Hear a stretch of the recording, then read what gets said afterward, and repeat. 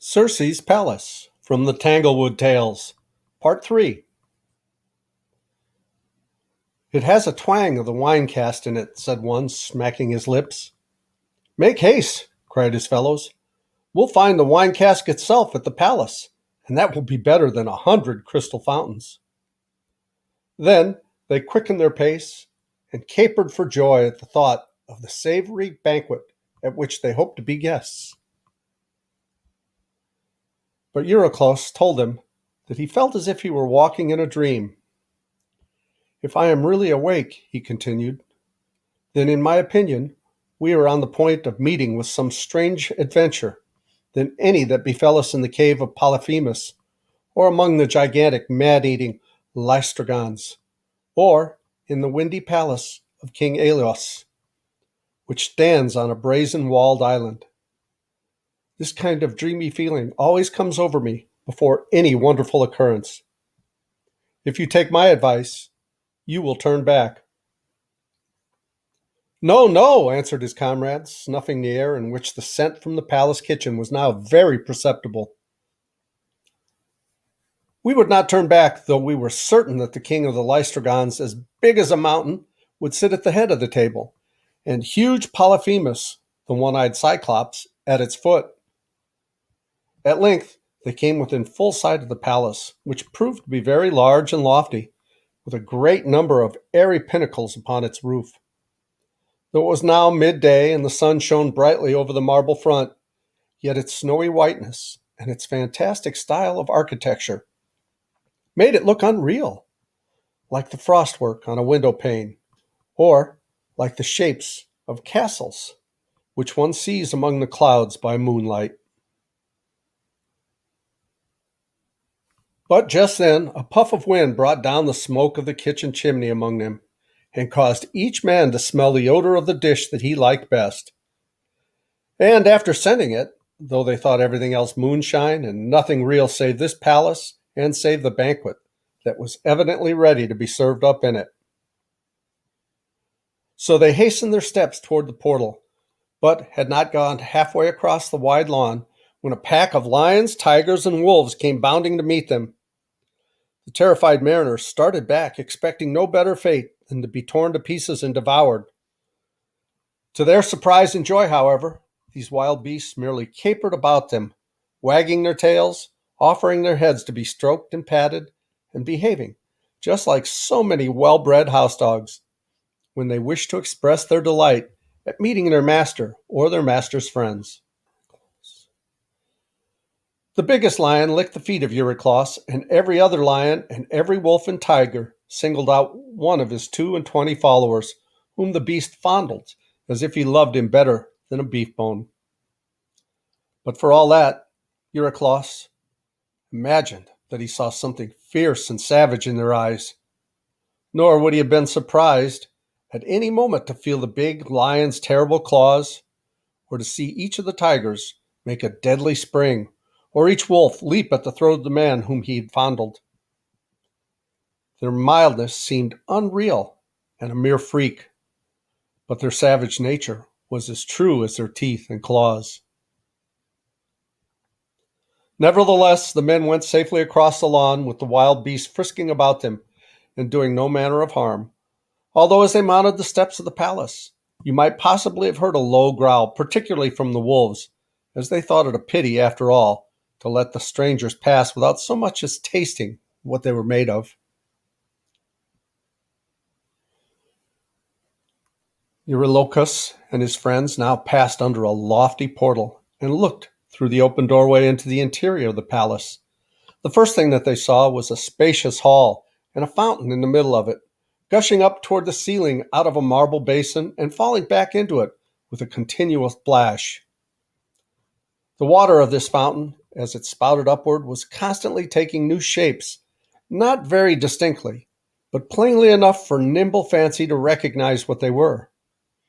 Now it was the shape of a man in a long robe, the fleecy whiteness of which made out of the fountain's spray.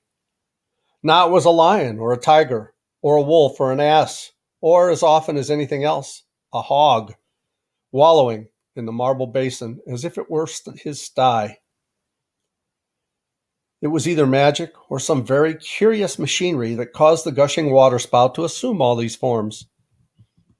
But before the strangers had time to look closely at this wonderful sight, their attention was drawn off by a very sweet and agreeable sound. A woman's voice was singing melodiously in another room of the palace, and with her voice was mingled the noise of a loom, at which she was probably seated, weaving a rich texture of cloth and intertwining the high and low sweetness of her voice into a rich tissue of harmony. By and by, the song came to an end, and then all at once there were several feminine voices talking airily and cheerfully, with now and then a merry burst of laughter, such as you might always hear when 3 or 4 young women sit at work together. "What a sweet song that was!" exclaimed one of the voyagers. "Too sweet indeed," answered Eurylochus, shaking his head. "Yet it was not so sweet as the song of the sirens, those bird-like damsels who wanted to tempt us on the rocks, so that our vessel might be wrecked and our bones left whitening along the shore. But just listen to the pleasant voices of those maidens and that buzz of the loom as the shuttle passes to and fro," said another comrade. "What a domestic, household, home-like sound it is. Ah, before that weary siege of Troy, I used to hear the buzzing loom and the women's voices under my own roof. Shall I never hear them again, nor taste those nice little savory dishes which my dearest wife knew how to serve up?" "Tush, we shall fare better there," said another. "But how innocently those women are babbling together, without guessing that we overhear them. And mark that richest voice of all, so pleasant and familiar, but which yet seems to have the authority of a mistress among them. Let us show ourselves at once. What harm can the lady of the palace and her maidens do to mariners and warriors like us?" "Remember," said Eurylochus, "that it was a young maiden who beguiled 3 of our friends into the palace of the king of Lystrogons, who ate up one of them in the twinkling of an eye." No warning or persuasion, however, had any effect on his companions. They went up to a pair of folding doors at the farther end of the hall, and throwing them wide open, passed into the next room. Eurylochus, meanwhile, had stepped behind a pillar. In the short moment, while the folding doors opened and closed again, he caught a glimpse of a very beautiful woman rising from the loom and coming to meet the poor, weather-beaten wanderers with a hospitable smile and her hand stretched out in welcome. There were 4 other young women who joined their hands and danced merrily forward, making gestures of obeisance to the strangers. They were only less beautiful than the lady who seemed to be their mistress.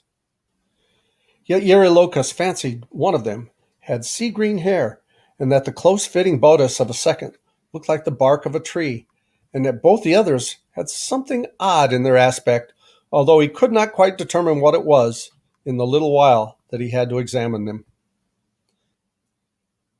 The folding doors quickly swung back and left him standing behind the pillar in the solitude of the outer hall. There, Eurylochus waited until he was quite weary, and listened eagerly to every sound, but without hearing anything that could help him to guess what had become of his friends. Footsteps, it is true, seemed to be passing and repassing in other parts of the palace. Then there was a clatter of silver dishes or golden ones, which made him imagine a rich feast in a splendid banqueting hall. But by and by he heard a tremendous grunting and squealing, and then a sudden scampering like that of small, hard hoofs over marble floor, while the voices of the mistress and her 4 handmaidens were screaming all together in tones of anger and derision. Eurylochus could not conceive what had happened, unless a drove of swine had broken into the palace, attracted by the smell of the feast. Chancing to cast his eyes at the fountain, he saw that it did not shift its shape as formerly, nor looked either like a long-robed man, or a lion, a tiger, a wolf, or an ass. It looked like nothing but a hog, which lay wallowing in the marble basin, filled it from brim to brim. But we must leave the prudent Eurylochus waiting in the outer hall, and follow his friends into the inner secrecy of the palace. As soon as the beautiful woman saw them, she arose from the loom, as I have told you, and came forward, smiling and stretching out her hand. She took the hand of the foremost among them and bade him and the whole party welcome. "You have been long expected, my good friends," she said. "I and my maidens are well acquainted with you, although you do not appear to recognize us. Look at this piece of tapestry, and judge if your faces must not have been familiar to us." So the voyagers examined the web of cloth which the beautiful women had been weaving in her loom, and to their vast astonishment they saw their own figures perfectly represented in different colored threads. It was a lifelike picture of their recent adventures, showing them in the cave of Polyphemus, and how they had put out his one great moony eye, while in another part of the tapestry they were untying the leathern bags, puffed out with contrary winds, and further on they beheld themselves scampering away from the gigantic king of the Laestrygons, who had caught one of them by the leg. Lastly, there they were, sitting on the desolate shore of this very island, hungry and downcast, and looking ruefully at the bare bones of the stag which they had devoured yesterday.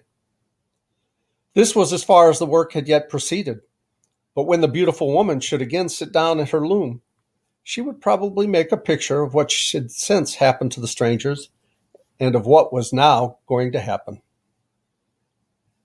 "You see," she said, "what I know about all your troubles, and you cannot doubt that I desire to make you happy for as long a time as you may remain with me. For this purpose, my honored guests, I have ordered a banquet to be prepared. Fish, fowl, and flesh, roasted in luscious stews and seasoned. I trust to all your tastes are all ready to be served up. If your appetites tell you it is dinner time, then come with me to the festal saloon." And I see we're running a little long, so we'll stop here and continue with this story in the next video. I hope you're enjoying this story, and I hope you've clicked like and subscribe, and I hope you leave a comment down below. Thank you so much for watching. As Tigger says, ta-ta for now. I love you guys.